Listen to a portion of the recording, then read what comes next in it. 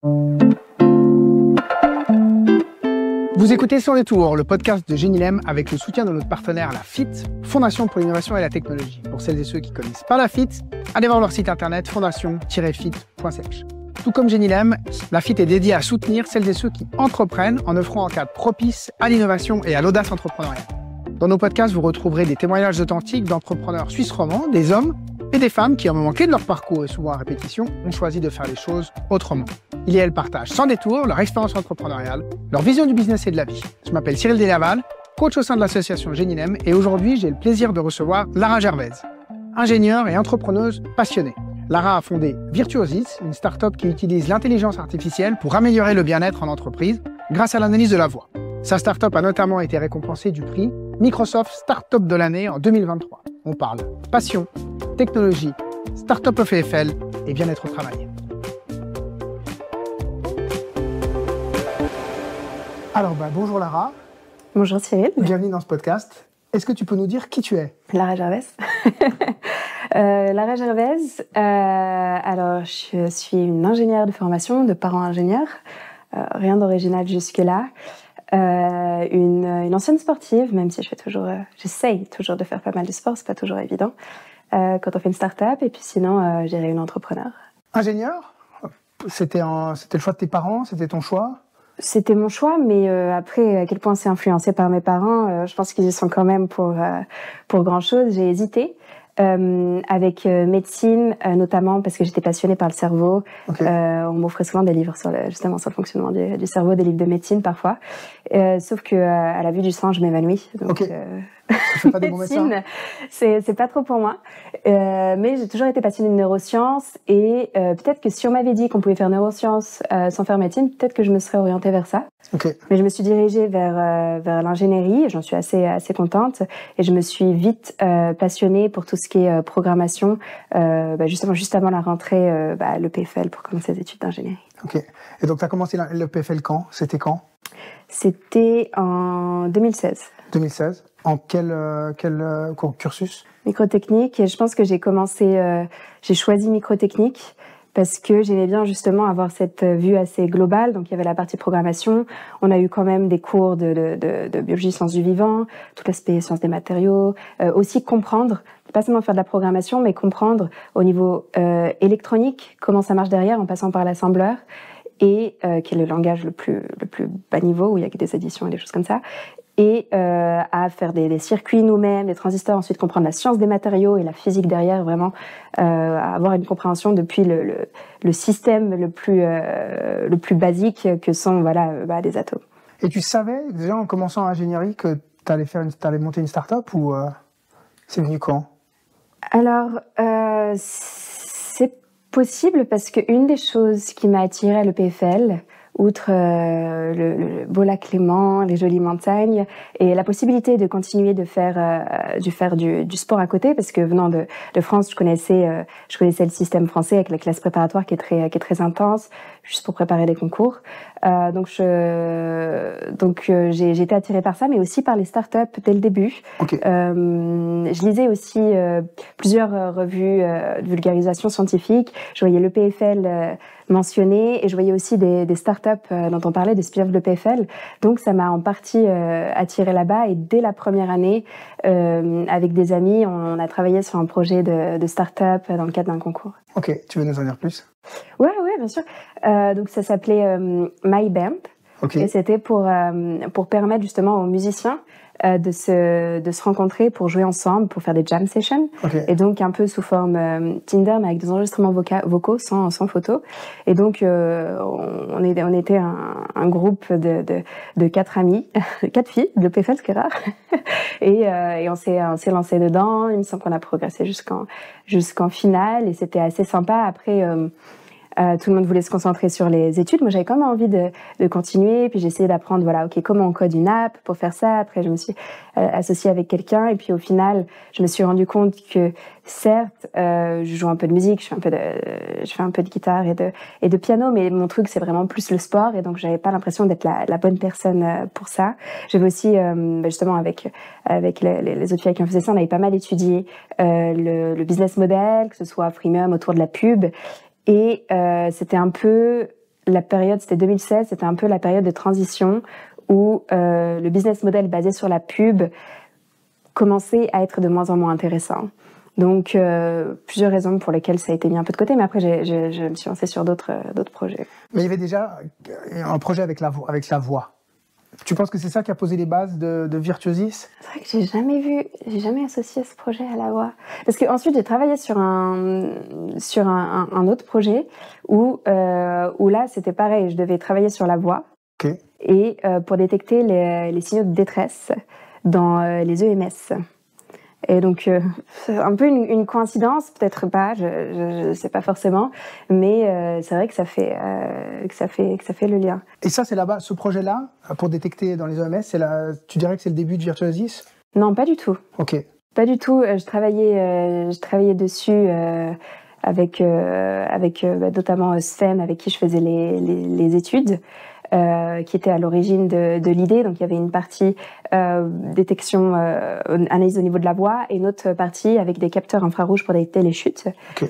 Ça venait d'un week-end de hackathon. Et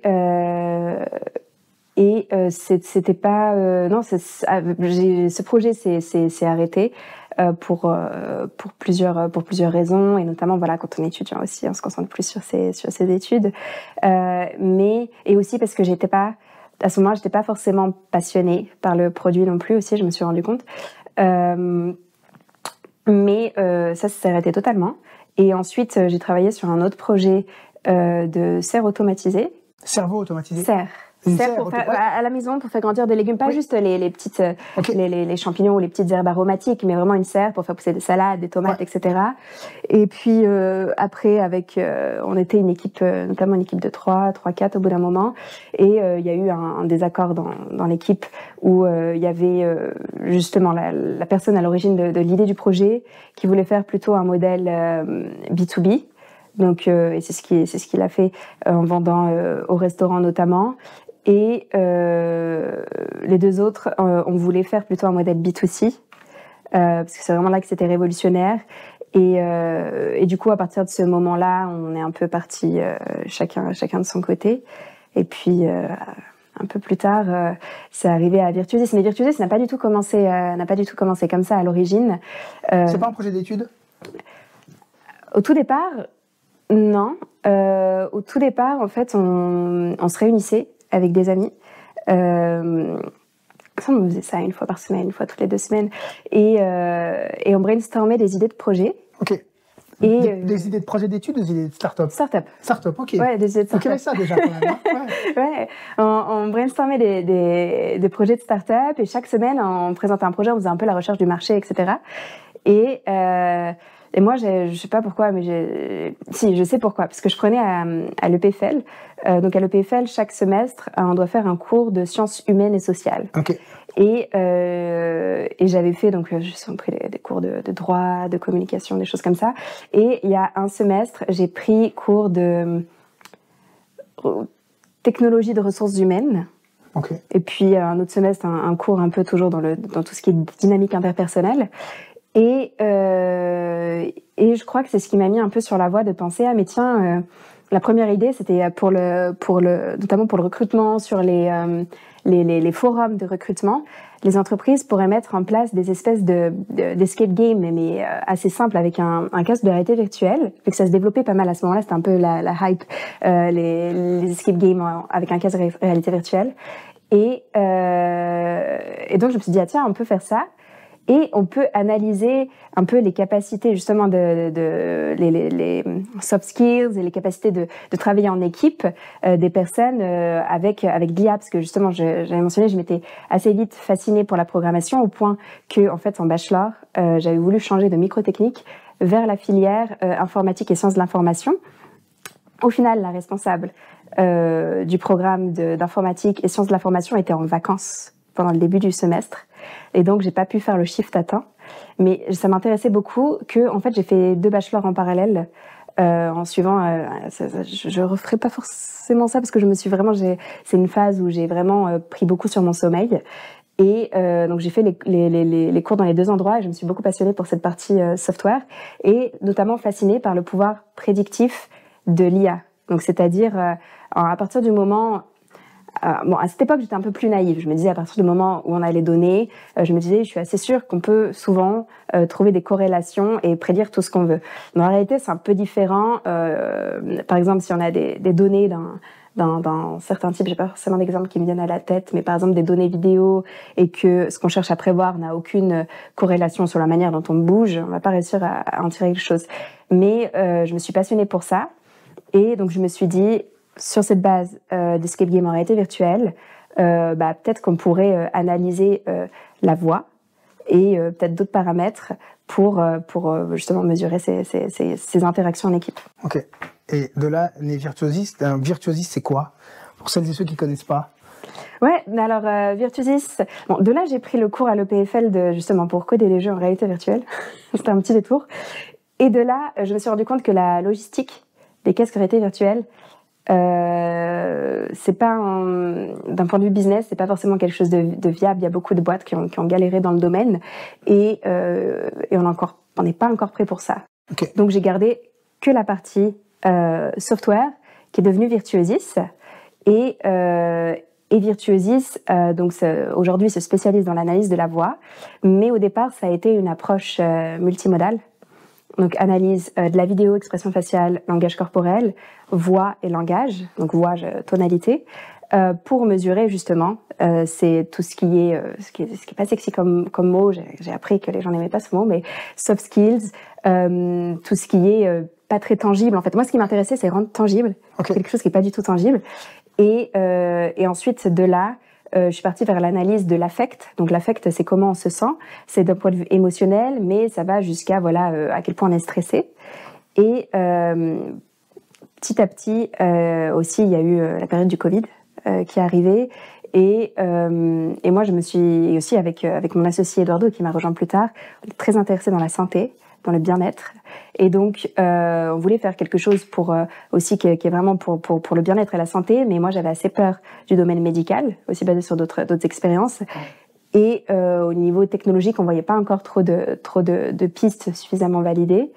Mais de fil en aiguille, on a vu qu'il y avait, d'un point de vue technologique, non seulement la faisabilité d'utiliser au final juste la voix, parce que c'est ce qui a été démontré d'être le meilleur prédicteur quand on analyse dans des contextes différents, parce que la lumière, l'éclairage n'est pas toujours le même, la qualité de la caméra n'est pas toujours le même, comment on frame, comment on cadre, c'est pas toujours la même chose. Donc on a identifié la voix qui performait mieux et aussi sans le langage, parce que il y a beaucoup de biais inhérents au langage.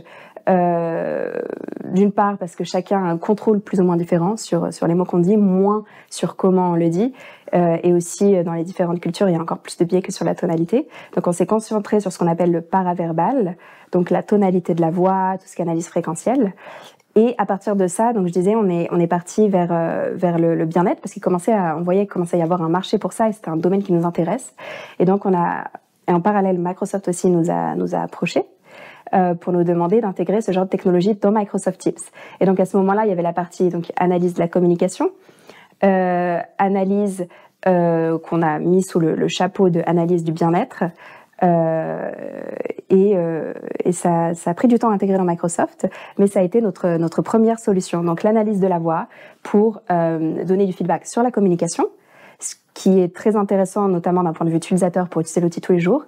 Et d'un autre côté, l'analyse du bien-être, notamment des signaux de stress, d'anxiété et de fatigue, qui sont les signaux précurseurs du burn-out. Okay. Donc avec la mission de détecter en amont le burn-out, en recommandant automatiquement du soutien aux personnes qui en auraient besoin, et pour le prévenir. Ok.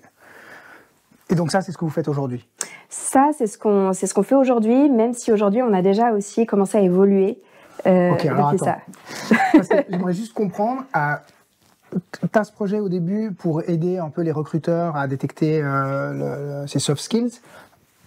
À quel moment, comment ça se passe où tu te dis, non, en fait, on va arrêter de travailler, de développer quelque chose pour les recruteurs et on va se focaliser sur la voix pour le bien-être. Comment ça se passe, ça? Alors, quand c'était d'un point de vue escape game, assessment, recrutement, déjà là, c'était pas forcément que le recrutement, mais aussi éventuellement pour pas des formations, mais tout ce qui est, je sais pas forcément le terme en français, mais team building en équipe. Donc il y avait déjà cette flexibilité et j'ai fait beaucoup d'appels avec des personnes qui travaillent dans les ressources humaines. Okay. Et j'ai eu de la chance aussi via des coachings suisses et d'une personne à l'autre de pouvoir être introduite à beaucoup de personnes du domaine. Et c'est là vraiment que j'ai compris. Donc RH. RH, ouais. Totalement RH. Et c'est là que j'ai compris un peu mieux quels étaient les besoins. Quand je parlais, ça revenait de plus en plus le sujet vraiment du bien-être en fait. Okay. Et c'est comme ça que c'est parti justement vers le bien-être. Et puis avant ça, justement, j'expliquais, j'avais déjà pris conscience que la logistique de la réalité virtuelle, on n'est pas encore là. Ce sera dans le futur, pas assez proche. Ok. Et donc à quel moment tu te dis, ah, ok, on va construire une start-up? Parce qu'au début, c'est un projet, c'est un peu balbutiant. À quel moment tu dis, OK, ça peut faire un business? Pour moi, pour qu'un projet soit viable, il faut qu'il soit économiquement viable. OK. Donc, depuis le début, c'est-à-dire qu'enfant, je voulais faire chercheur. Mais je me suis vite rendu compte que ça devient politique à un certain stade. Et comme je suis assez... aussi de mon passé sportif, je suis assez compétitive. Je sais que je me sentirais assez limitée dans ce que je voudrais faire dans la recherche, et qu'ensuite je suis pas vraiment une fan de tous ces jeux politiques, donc je me suis orientée plus vers l'aspect start-up où vraiment on peut déployer dans le monde réel en fait de la recherche et avoir le contrôle dessus. Donc je pense que c'est de là que c'est venu, et dès le début je me suis dit ok, je veux faire ça. J'avais une opportunité de thèse aux États-Unis, et le PFL proposait de faire sa thèse dans son sujet de start-up. Il sélectionne entre 1 et 3 projets par an, et donc ils m'ont sélectionné. Moi aussi, comme j'étais assez proche, je leur ai compris de la communauté de start-up depuis le début, ils m'ont suggéré de postuler. Donc c'est comme ça que c'est mis en place. J'ai cherché aussi quand j'avais fait de la recherche sur les départements de recherche qui sont sur le sujet. J'avais trouvé que vraiment à l'EPFL, en fait, c'est là où c'était le plus poussé vraiment au niveau global à ce moment-là. Et donc c'est pour ça que j'ai décidé de rester à l'EPFL et de faire une thèse là-dessus. Et ensuite, assez rapidement, ok, on fait une thèse là-dessus, mais il faut des données. Et ça a été le plus gros challenge, récupérer des données, labelliser, pour construire tout le modèle, c'est le premier. Et comment t'as fait? Alors, je me suis servi de ces premiers contacts côté RH, notamment aussi avec un centre d'assessment très sympa, qui a accepté qu'on travaille ensemble pour justement faire des simulations, eux qui labellisent, et que ce soit côté justement dynamique d'équipe, mais aussi il y a toujours le côté émotionnel où c'est un peu lié de manière intriquée, et ensuite aussi en parallèle. Avec notamment quelques cours offerts par InnoSuisse où ils ont accepté qu'on se plug là-dessus, qui se faisait sur Zoom, du coup c'est déjà le Covid, qui se faisait sur Zoom. Et là, on pouvait justement récupérer les enregistrements, y compris la vidéo, pour faire labelliser ça aussi en leur envoyant des questionnaires. Et ça a été le début d'obtenir des données. Et puis après, ça a été via des partenariats avec call center au fur et à mesure. Mais comment tu lis ces données à la causalité finalement qui est ce bien-être au travail? À savoir que les premières données récoltées, c'était vraiment quand mon focus était sur cette partie plus dynamique interpersonnelle, communication et affect, et où là, donc c'est labellisé par des professionnels en psychologie. Et donc je collaborais notamment avec Neuchâtel, qui est très bon à l'université de Neuchâtel, qui est très bonne en psychologie organisationnelle. Et c'est seulement ensuite qu'on a évolué vers le bien-être, et là en passant sur une approche qui est plus médicale, parce que le stress et l'anxiété, ça peut avoir une dimension émotionnelle, mais il y a aussi une dimension clinique, où il y a des tests standardisés pour évaluer ça, que font justement les psychiatres en l'occurrence. Et donc après on a commencé, on a pris contact, on était mis en relation notamment avec le CHUV, avec les psychiatres là-bas, et c'est comme ça que ça a évolué. Aujourd'hui on fait beaucoup de collaboration avec les hôpitaux. Et le modèle d'affaires, dès le début, vous imaginiez un modèle d'affaires, j'imagine en SaaS ou... Alors Dès le début, je pense qu'au début, comme beaucoup de projets, c'était par projet. Ouais. C'est-à-dire que voilà, il y a un client qui veut faire quelque chose. Voilà, on fait un budget très abordable parce qu'on est jeune. Mais du fait que Microsoft nous a approchés assez vite avant la création de la société, tout de suite, on s'est dit voilà, c'est Teams, c'est une licence, c'est une licence au-dessus de Teams. Ouais. Et donc on est passé sur ce modèle d'affaires. Et c'était assez naturel. Après, on a toujours eu la préoccupation que les modèles d'IA, c'est assez gourmand. Maintenant, les gens commencent à être au courant, mais à l'époque, non. À être c'est assez gourmand en ressources de puissance de calcul. Ouais. Et donc, nous, assez rapidement, fallait qu'on ait une bonne compréhension de OK, en moyenne, à quel point un utilisateur l'utilise en fait pour savoir combien ça va nous coûter et être rentable. Et ça n'a pas été évident parce que si on considère que tout le monde l'utilise au maximum, il faut faire un tarif et c'est pour ça qu'on est très cher au début. Il faut faire un tarif très élevé et aussi parce qu'après, au fur et à mesure du temps, on fait l'optimisation, mais on était très cher parce qu'on se disait OK, on veut pas risquer. Microsoft nous a mis en garde aussi. On veut pas risquer de jeter de l'argent par la poubelle et donc on offrait un tarif 10 fois plus cher qu'aujourd'hui. Okay. Et au fur et à mesure, on a compris, OK, le besoin, c'est pas de l'utiliser toute la journée. Aussi, maintenant, on est plus sur un modèle hybride. Ouais. C'est pas du remote avec des back-to-back, des appels l'un après l'autre de 8h à 18h. Donc on a eu, oui, cette compréhension au fur et à mesure. Et donc, l'entreprise n'est pas créée, mais il y a Microsoft qui vient vous voir. Ça paraît un peu fou, non ?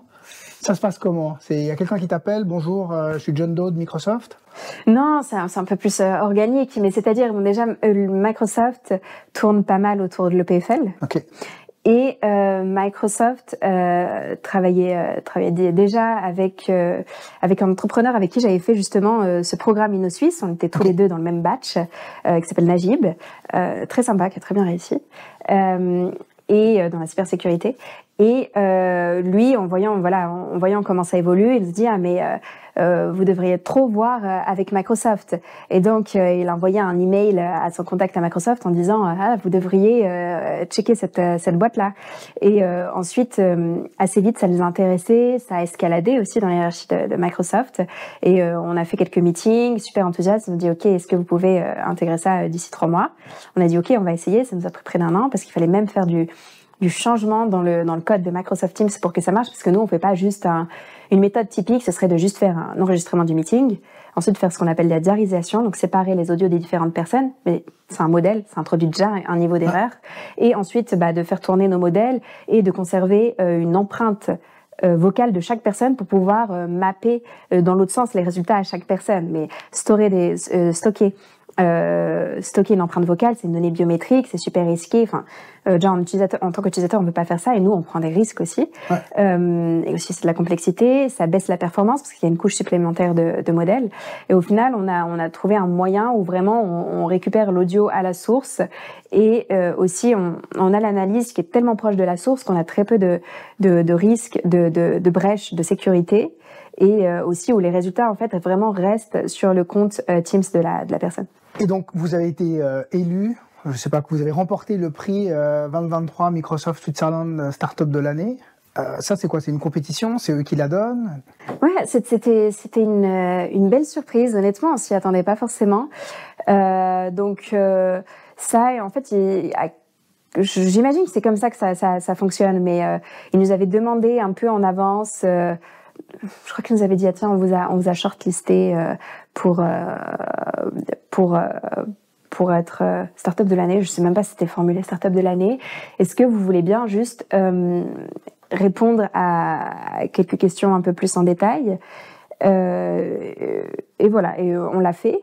A posteriori, on a appris que le processus était vraiment qu'il y avait plusieurs personnes de la C-suite de Microsoft à qui étaient montrés en fait ces différents c'est vraiment quelques questions, c'est tout petit, c'est même pas une demi-page, il me semble, à qui était, peut-être une page, à qui étaient montrées justement les réponses à ces questions. Et ensuite, eux, ils ont fait chacun dans leur coin des votes, et c'est vraiment les différents aspects de la C-suite de Microsoft. Et ils ont fait des votes pour voilà juger quelle était la startup à qui ils désiraient décerner le titre de startup de l'année. Et je pense que notamment, c'est grâce au fait qu'on a fait vraiment une intégration très proche avec Microsoft Teams. Je pense que c'est... et puis après, bien sûr, la technologie qui est assez novatrice, c'est quelque chose quand même de très différent. Je pense que c'est ce qui nous a valu le fait de gagner ce titre. C'est un titre, c'est de l'argent, c'est quoi au final que tu gagnes? Un titre. C'est un titre. C'est l'honneur. Ouais. On dit souvent il y a l'honneur ou il y a l'argent. Ouais. C'est l'honneur surtout. Après, ça nous a apporté beaucoup de visibilité et de crédibilité. Ok. Et surtout nous. Ça nous a beaucoup rassurés dans le sens où on a toujours eu peur de ces grosses boîtes, Microsoft, Google, Amazon. On avait assez peur de la compétition. On s'est dit, s'ils voient que c'est très intéressant, ils le font eux-mêmes. Voilà, ils ont accès aux données avec Teams. Et ça prend un peu de temps, mais un modèle d'IA, quand on a du temps et de l'argent, on peut le développer. Et puis on a vu ça dans d'autres domaines. Et le fait que publiquement ils nous supportent comme ça. Ce serait se tirer une balle dans le pied que de derrière avoir un scandale de copier. Après, ils n'arriveraient plus à attirer des startups comme ça. Donc, ça nous a donné une confiance dans le fait de continuer de travailler avec eux. Et aujourd'hui, donc on est en 2025. Tu penses que le chemin de Virtuosys, au niveau commercial, ça amène beaucoup de légitimité, le fait d'avoir eu ce stamp? Oui, ça amène beaucoup de crédit. Et vous le mettez en avant systématiquement quand vous démarchez aujourd'hui? Bon, on l'a mis en avant sur notre site web, donc tout le monde le voit. Maintenant, justement via notre produit Microsoft Teams notre solution Microsoft Teams pour la prévention du burn-out. Pour aujourd'hui, on peut nous l'acheter directement, mais la manière principale, c'est sur la marketplace de Microsoft. Okay. Et donc, au final, tout de suite, Microsoft est l'intermédiaire. Ça a plusieurs avantages pour nous et pour le client, et l'intermédiaire dans le processus. Donc, c'est tout de suite mis en avant. Eux, Microsoft, donc c'est eux qui quelque part revendent à travers leur marketplace. Du coup, vous savez qui sont les clients ou vous savez pas? Oui, généralement, c'est principalement nous qui sommes en relation avec le client. Après, c'est plus une formalité de transaction. Après, on bénéficie beaucoup de Microsoft quand même pour nous apporter du support quand même dans le processus, que ce soit la partie vente, la partie implémentation, s'il y a des choses techniques à faire côté Microsoft, pas de notre côté, parce que Microsoft n'ont jamais touché à notre code pour vraiment séparer la propriété intellectuelle. Et ensuite, pour ce qui est aussi le support des clients continus, là, ils peuvent aider. Après, on a eu aussi des opportunités de visibilité. On a fait des conférences ensemble. Donc c'est surtout ça. Et puis, ça arrivait souvent que des entreprises pensent qu'on est un produit totalement du spin-off de Microsoft, qu'on est vraiment un produit de Microsoft. Et c'est pas le cas. Parce que le fait d'être avec Microsoft, ça amène tout ça, mais aussi, est-ce que ça vous coupe de Teams, des autres solutions, Teams c'est Google, non. Oui, Teams c'est Microsoft, mais Google Meet, Zoom, etc. Non, pas du tout. Okay. Pas du tout.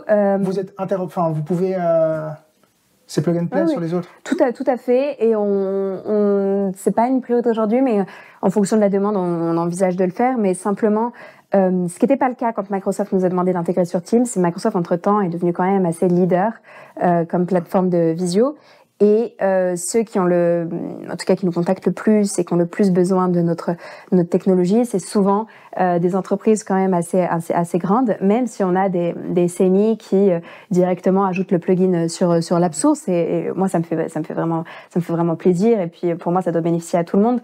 Mais on a eu plus de facilité avec les grosses boîtes qui sont notamment sur Microsoft Teams. Et on avait justement aussi la peur par rapport à cette histoire de compétition avec les grosses boîtes. Ouais. Par exemple, si on pense à Zoom. Microsoft, c'est une grosse boîte qui a plein de produits et qui développe pas beaucoup de produits en interne. D'accord. Pire, ils font une acquisition. Si on parle de Zoom, ils sont focus sur la visioconférence et ils doivent faire que la visioconférence, c'est leur meilleur produit. Ouais. Et eux, ils ont de l'intérêt à vraiment développer les choses eux-mêmes. Et donc, c'est aussi pour ça qu'on a décidé de pas être trop proche. Et on avait aussi le même feeling avec Google, sans parler d'Amazon où il y avait aussi des pistes avec Alexa. Et donc on a préféré éviter dans les premiers temps. Mais par exemple aujourd'hui on est aussi en discussion avec ces boîtes comme Google et autres parce qu'aussi on a une position un peu plus forte qu'il y a quelques années. Ok. Et aujourd'hui pour que les gens comprennent bien, donc moi j'ai mon entreprise, on utilise la suite Office, les gens ils font des Teams. Et si on intègre Virtuosys, J'ai quoi? J'ai un rapport une fois par mois de quelles sont les personnes qui ont des risques de burn-out. Comment ça se passe? Alors, donc par exemple, toi, tu fais partie d'une entreprise. On va prendre une entreprise, elle est de 2000 personnes, par exemple. Toi, tu vas décider si tu veux. Donc, il y a ton entreprise qui met à disposition le plugin Virtuosis des collaborateurs. Aujourd'hui, c'est comme ça que ça se passe. On est en train de mettre en place des changements pour que presque n'importe qui, après, faut généralement quand même pour un point de vue sécurité de l'entreprise, il faut que l'entreprise approuve, mais que n'importe qui puisse décider de l'ajouter et de faire la demande de l'entreprise juste d'approuver. Mais donc l'entreprise achète un certain nombre de licences qu'elle met à disposition des collaborateurs. Ensuite, chaque collaborateur peut décider de l'activer ou pas. Donc la première fois, donc on a, par exemple, quand on est sur Teams, on a voilà calendrier, chat, et il y a une nouvelle icône qui va apparaître qui est Virtuosis. Et donc là, si toi tu vas être curieux, probablement tu vas recevoir des communications en interne, et tu vas cliquer sur Virtuosis, et tout de suite ça va te demander, voilà, Virtuosis, ça fait ça. Ça fait quoi? C'est marqué quoi? Alors, ça dit justement que ça va accéder à tes meetings. De manière optionnelle, ça, tu as le choix de l'activer ou pas, d'accéder à tes calendriers pour rejoindre automatiquement. Sinon, tu dois le rajouter manuellement à chaque fois. Mais ça, c'est optionnel. Si t'as pas envie, tu veux pas donner accès au calendrier, t'es pas obligé. Et avec une approche très différente de certains plugins américains qui sont notamment dans tout ce qui est LLM, résumé de meeting, notes exactement. Et donc ça t'avertit de qu'est-ce que ça fait. Tu décides si tu fais accepter ou pas. Ouais. Si tu décides de pas accepter, ton employeur n'en saura rien. Okay. Et ensuite, voilà, tu as la fonctionnalité de rejoindre automatiquement tous tes meetings ou pas. Si tu coches cette fonctionnalité, ça va rejoindre tous tes meetings qui sont prévus, Teams, et ça va t'analyser que toi. Donc pas les autres personnes dans l'appel, vraiment que toi. Et à la fin de chaque meeting, quelques minutes après ton meeting, tu vas recevoir directement à l'intérieur de Teams, quand tu cliques sur cette petite icône Virtuosis, tu vas voir un onglet où tu as toutes les informations sur ta communication.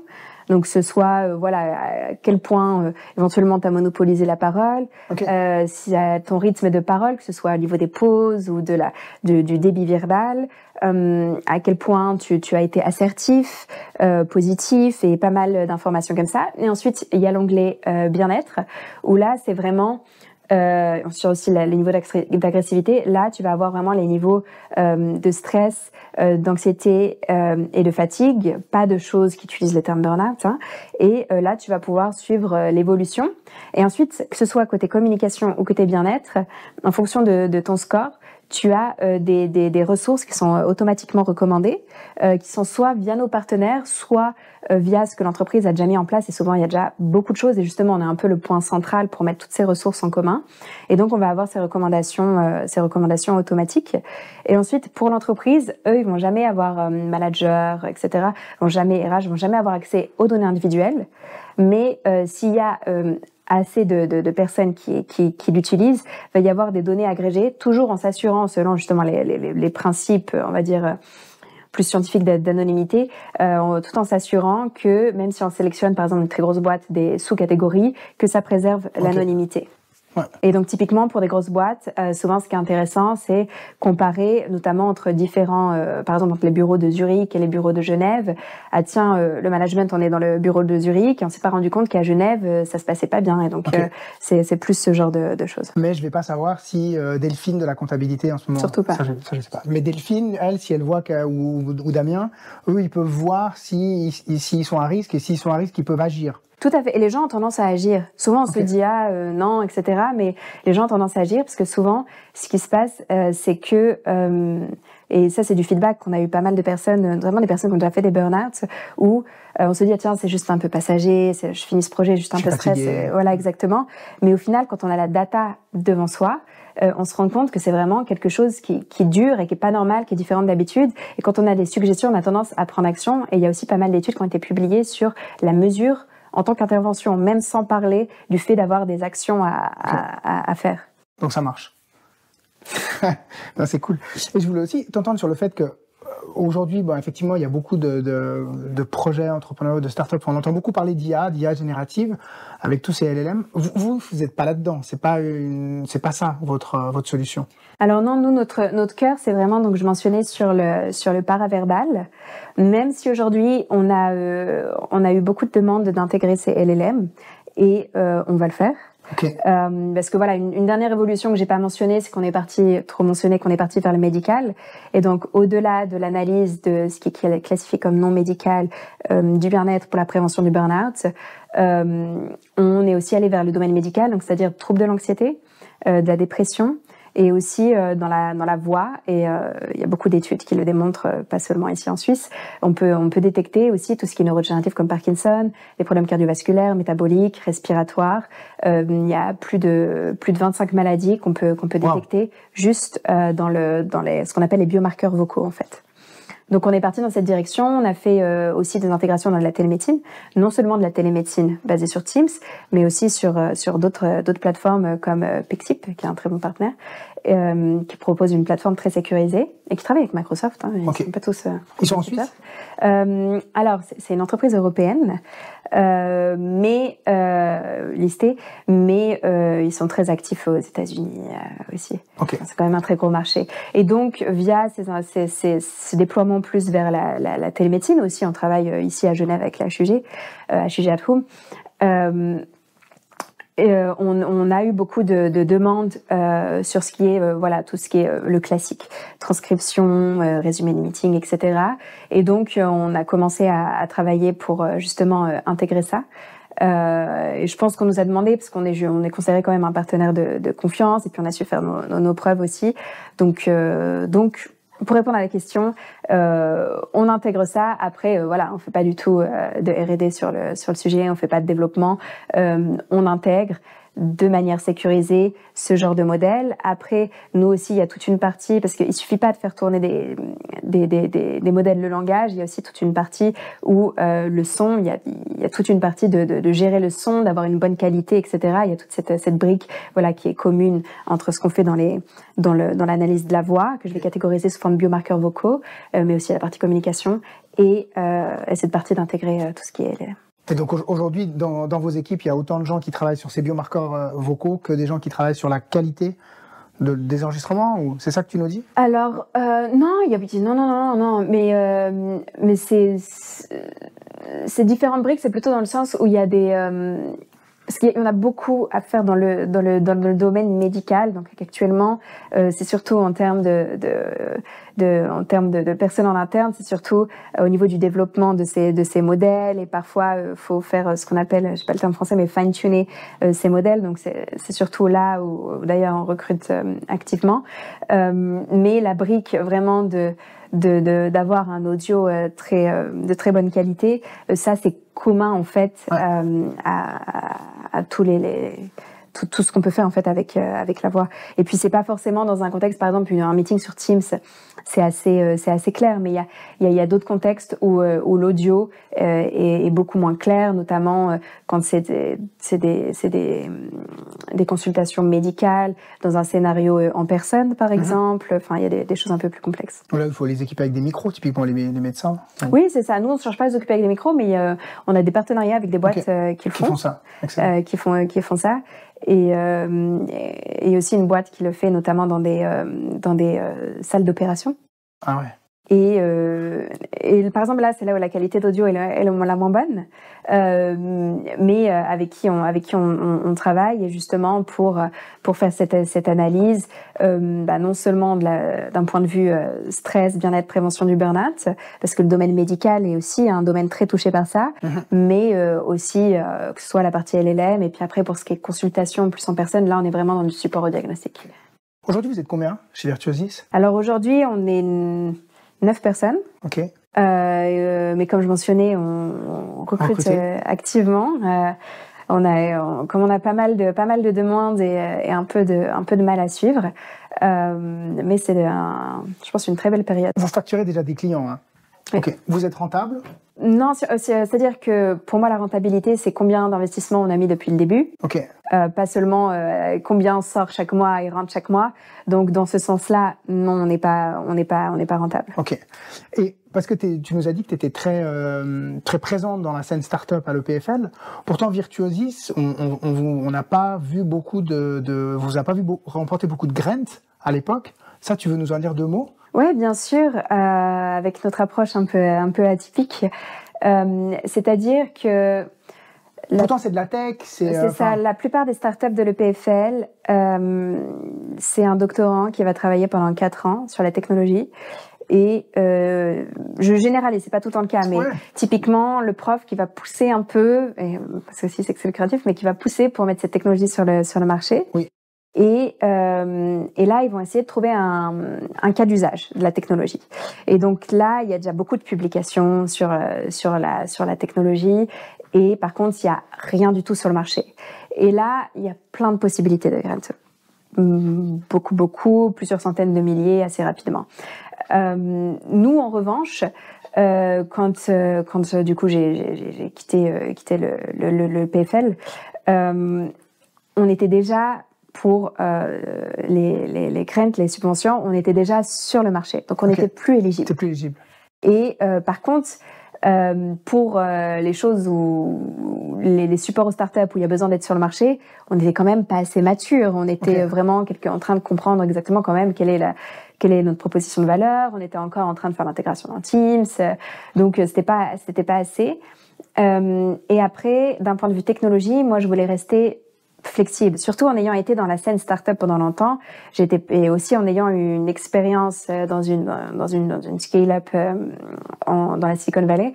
J'ai plus cette approche de OK, on teste, on itère, et quand il y a assez de demandes, on développe, on va vraiment à fond dans la technologie plutôt que de passer du temps à développer. Après, mince, il n'y a pas de demande, et puis on réessaye. Ça arrive qu'on ait de la chance. Et, premier coup, on a passé plein d'années sur la technologie et ça marche, et c'est ce qui se passe pour beaucoup de spin-off.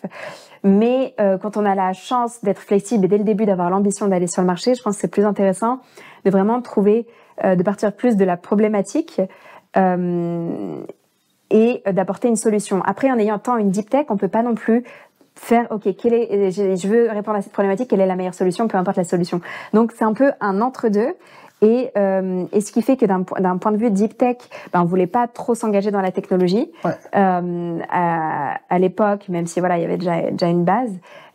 Surtout que l'IA, ça devient obsolète assez rapidement. Donc moi, les choses sur lesquelles j'ai travaillé en 2019-2020, déjà en 2022, c'est obsolète. Donc il faut développer de manière continue et ça coûte très cher. Et aussi l'effectif en équipe côté machine learning, c'est les personnes qui coûtent le plus cher, surtout en ce moment. Donc on est passé un peu entre les gouttes d'eau, entre les grants. Et du coup, vous avez fait comment? Alors du coup, on a gardé une structure très légère. C'est-à-dire que moi, j'ai jamais pris de salaire, par exemple. Mon associé Eduardo non plus. On avait de la chance aussi d'avoir des réserves. Moi, j'avais travaillé pendant mes études, j'ai travaillé tout le long. Donc j'avais un peu de réserve beaucoup plus qu'un étudiant en général par rapport à ça. Et ensuite, mon associé Eduardo, lui, il avait déjà eu pas mal quand même de succès avant ça. Il a déjà scale aussi des projets à l'international de tech, clean tech aussi dans d'autres domaines. Et donc lui, il était aussi en mesure d'investir pas mal. Vous avez financé vous-même en fait. Ouais, c'est ça. Ok, cool. À refaire, tu referais ce chemin-là ou tu irais plutôt t'approfondirais une tech et puis t'essaierais d'aller choper des grants? Non, pas la deuxième approche. C'est intéressant. Enfin, en fait, en faisant cette approche, juste, je suis passionnée par la recherche et puis juste pour kiff. Mais je ferais pas cette approche-là. Maintenant, une possibilité qu'on a eue. Et après, mon associé Eduardo était vraiment passionné depuis le début par cet aspect, il fait beaucoup de yoga, par cet aspect bien-être, santé. Et étant pas du domaine technique, avait tendance à sous-estimer un peu le cycle que ça prend pour développer la technologie et aussi la prise de conscience du marché, l'acceptance, l'adoption. Moi, je voulais me concentrer vraiment sur la communication au début quitte à éventuellement faire un exit à une des plateformes de visio juste sur la communication. Communication non verbale, c'est ça, hein? Ouais, sur le feedback sur la communication, où l'adoption était déjà là à ce moment-là. Tandis que là, l'adoption sur le bien-être, on commence vraiment à la voir depuis un an. Et ensuite, une fois que ça, voilà, on s'est concentré, on a éventuellement fait un exit, ou on a fait déjà du revenu avec ça, se concentrer sur la partie bien-être et santé. Au final, on a tout fait tout de suite. Qui, d'un point de vue domaine et technologie, pour moi, aussi intéressant, hein, et presque plus intéressant. Et donc, donc cette approche, c'est peut-être la chose que je ferais un peu différente. Et sur l'aspect communication aussi, il y a un schéma assez simple de lever des fonds, et une approche assez SaaS où on lève des fonds. Ensuite, la mesure principale, c'est le ARR, sur le Annual Recurring Revenue, voilà. Et donc, où il y a une trajectoire assez évidente et un cycle assez rapide. Tandis que sur la partie bien-être, qui est très appuyée par la partie santé, c'est une medtech. Donc, c'est des cycles, c'est régulé. On est en plein dans les processus. C'est régulé, c'est des cycles très longs, il faut faire des validations cliniques. Aujourd'hui, on a des projets qui ont déjà commencé et les résultats vont être publiés en 2026 et en 2027. Okay. C'est des projets qui ont commencé l'année passée, déjà en début d'année passée. Donc voilà, ça prend du temps. En fait, il y a 2 boîtes en une en plus. Ouais. Ok. C'est ça. Mais vous avez quand même levé un peu de fonds, ou vous avez tout fait en fonds propres? Alors, on a aussi eu du support financier de Microsoft. Pas forcément lié au titre de Startup de l'année. Et ensuite, on a essayé de faire les choses intelligentes, dans le sens qu'on n'a pas forcément reçu de l'argent comme ça, mais on a réussi à faire, je sais pas comment catégoriser ça, mais avoir très légèrement du support pour certaines activités. Mais, du support financier. Support financier, ouais, mais pas tant que ça, plus sur une base, notamment de la région de Vaud, sur une base de remboursement. Voilà, on a un stand à une expo, et ça donne de la visibilité à la Suisse. Donc eux, ils prennent en charge la moitié des dépenses, par exemple. Mais seulement si on a tout un stand d'exposition. Et nous, stand d'exposition, on n'aime pas ça. Il y a toutes les boîtes de développement logiciel qui viennent nous voir pour nous vendre des choses, et c'est pas du tout efficace pour voir les clients. Il faut aller les voir. Ils vont pas juste venir au stand, ou des intermédiaires viennent au stand. Donc, on a fait 2 fois, mais depuis, on a fait toutes les conférences sans bénéficier de remboursement, mais sans le stand. Donc, non, ça a été principalement financé en interne, mais quand même avec des ressources assez élevées. Moi, ce que je trouve aussi assez intéressant, c'est que, notamment avec ce pivot, on peut dire un peu comme ça, mais maintenant, c'est depuis le début, mais sur cette partie bien-être, on rencontre beaucoup de projets chez Genilem entrepreneuriaux qui ont des projets qu'on qualifierait à impact, qui veulent améliorer le monde, etc., mais ce qui est aussi votre cas. Mais dans les projets qu'on rencontre, souvent, il y a une tension quand même avec justement la profitabilité, le fait de faire de l'argent. Vous n'avez pas ça. J'ai pas l'impression qu'il y a ça chez vous. J'ai l'impression que c'est les 2 en parallèle. Oui, il y a donc quand tu dis les 2, c'est entre... avoir de l'impact, donc la mission, et gagner de l'argent. En tout cas, pas en perdre.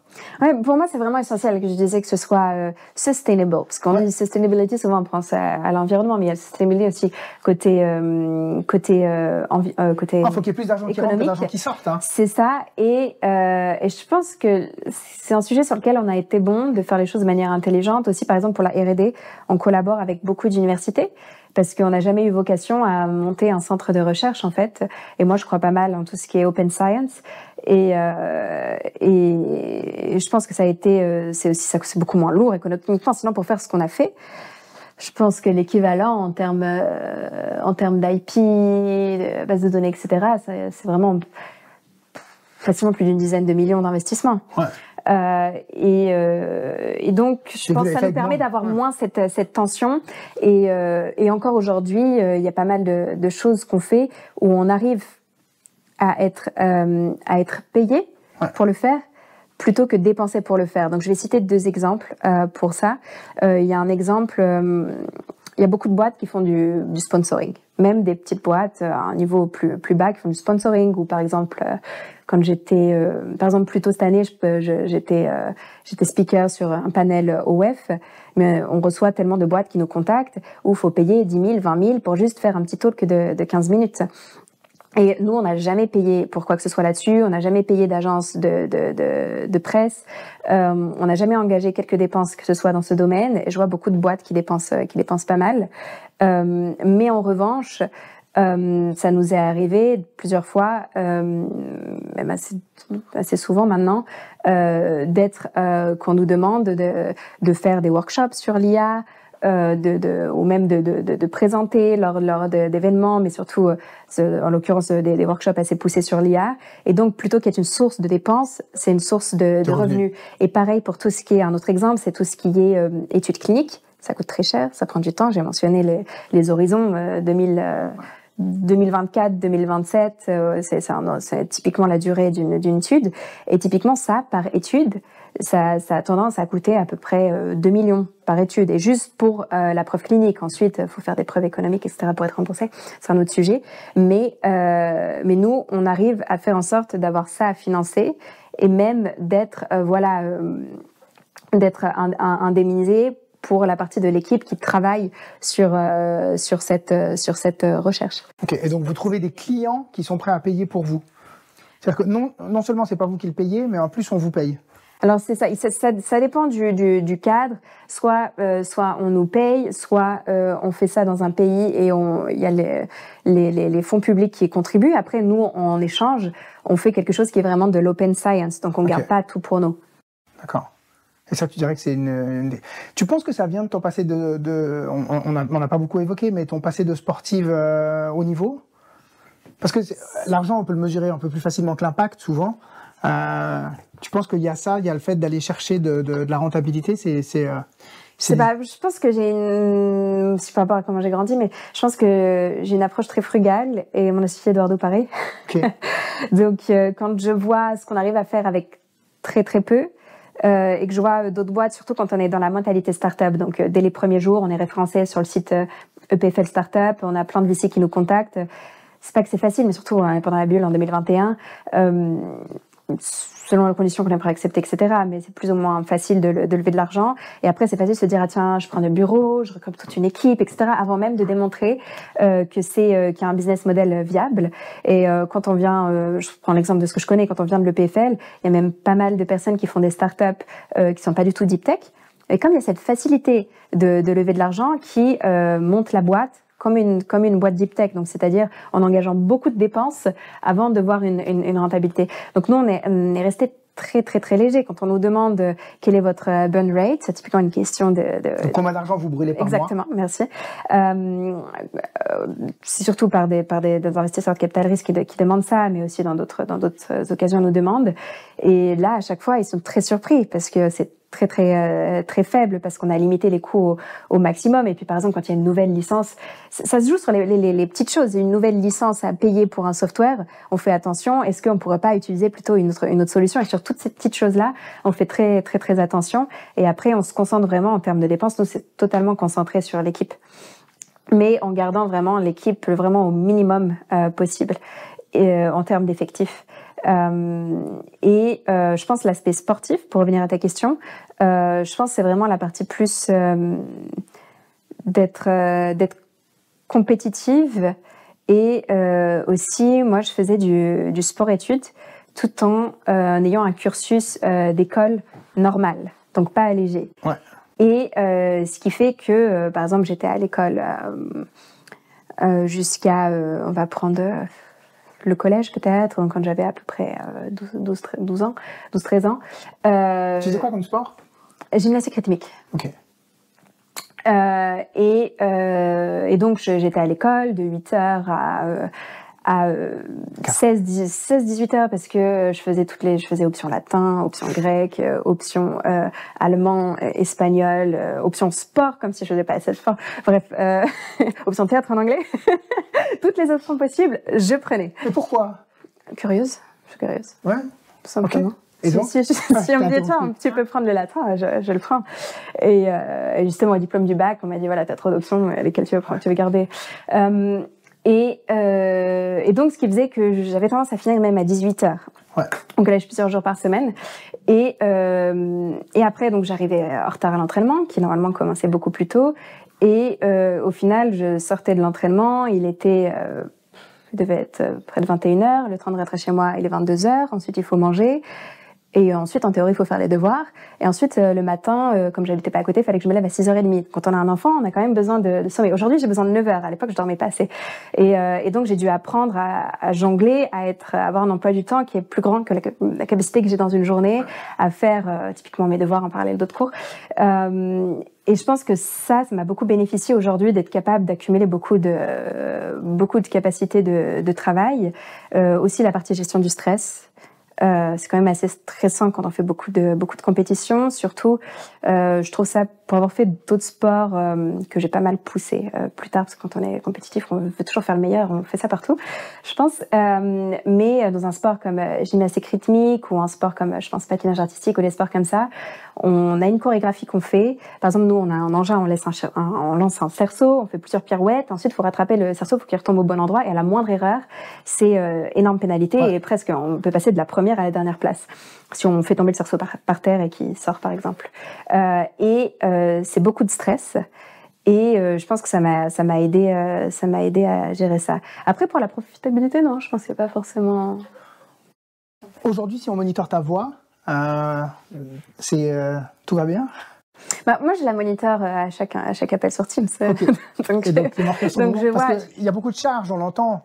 Ouais. Okay. Je vois le trend, l'évolution, parce qu'on a un graphe qui mesure l'évolution, et j'ai vraiment chaque année, c'est la même trend. Okay. C'est-à-dire que par exemple, l'été, j'ai quelques calls, il y en a beaucoup moins, tout le monde est en vacances, ça va très bien. Et puis après, à la rentrée, je vois que tout de suite, ça baisse.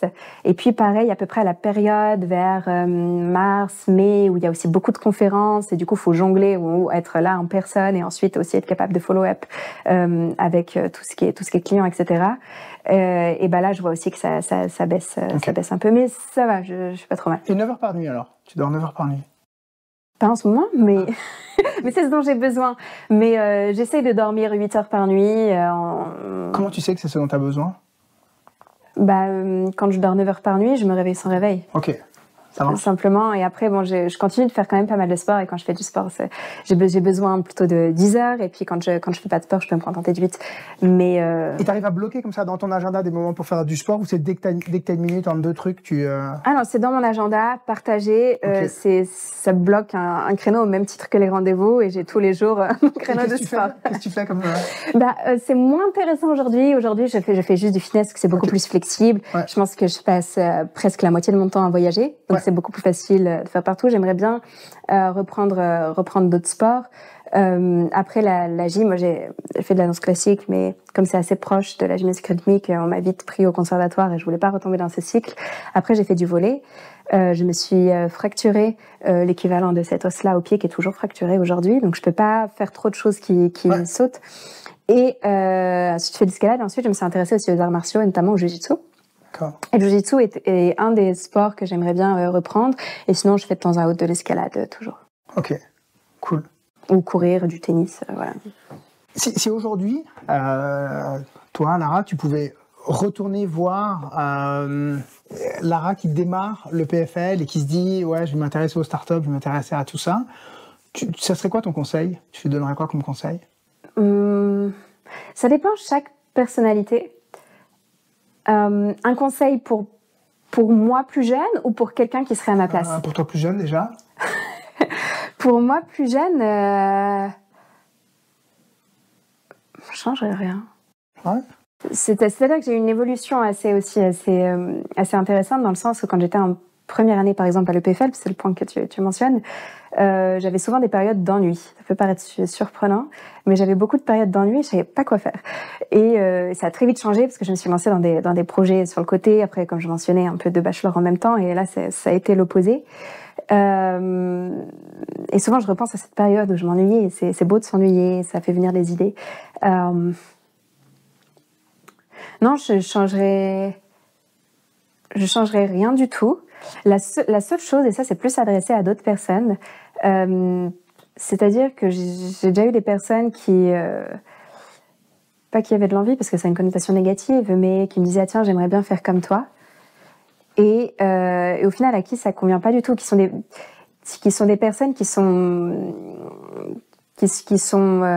peut-être pas un peu avec cette mentalité un peu overachiever que je peux avoir, à toujours pousser plus loin, à toujours pas forcément être satisfaite en fait de l'état où je suis, et toujours chercher à aller plus loin. Et il y a des personnes qui sont très heureuses juste et j'admire vraiment ça, d'avoir une vie de peut-être être à ouvrir voilà son bar dans sa ville natale et de vivre une vie assez simple et super heureuse. Et moi je trouve ça magnifique. Et j'ai vu quelques personnes se gâcher la vie à se dire, je vois ça sur les réseaux sociaux, des gens qui font tel truc et qui se sentent obligés de faire pareil. Et moi je trouve presque plus respectable de juste vouloir avoir monté une belle famille en ayant un beau couple qui est pas qui est pas soumis à toutes ces tensions, éventuellement des disputes, mais à vraiment avoir une belle qualité de vie et apporter quand même sa contribution à la société, peu importe quelle fonction on occupe. Je trouve ça très beau et je dirais qu'il faut pas vouloir toujours imiter des exemples qu'on voit et qui sont souvent ce qu'on voit dans les, pas forcément juste dans les médias, mais juste que ce que les personnes peuvent raconter, c'est pas représentatif de toute la réalité. Souvent on voit que le joli côté des choses. Parce que toi tu sais où tu vas.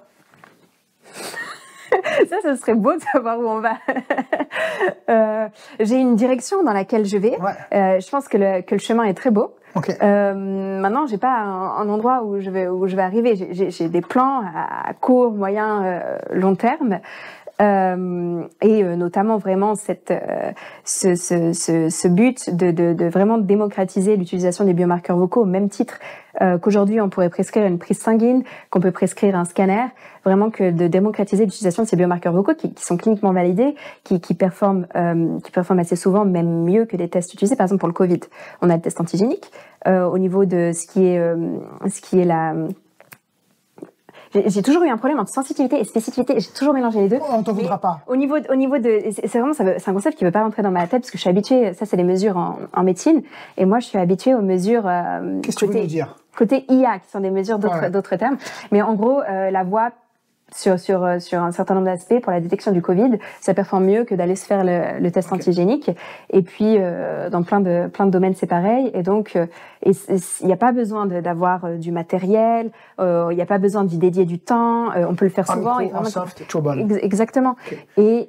Et du coup voilà, la mission c'est plus de démocratiser ça, que ce soit vraiment utilisé partout facilement, que tout le monde ait conscience que ça existe. Eh ben on te souhaite d'y arriver alors.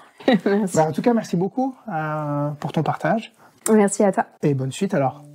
Et merci bien, merci beaucoup de m'avoir interviewé.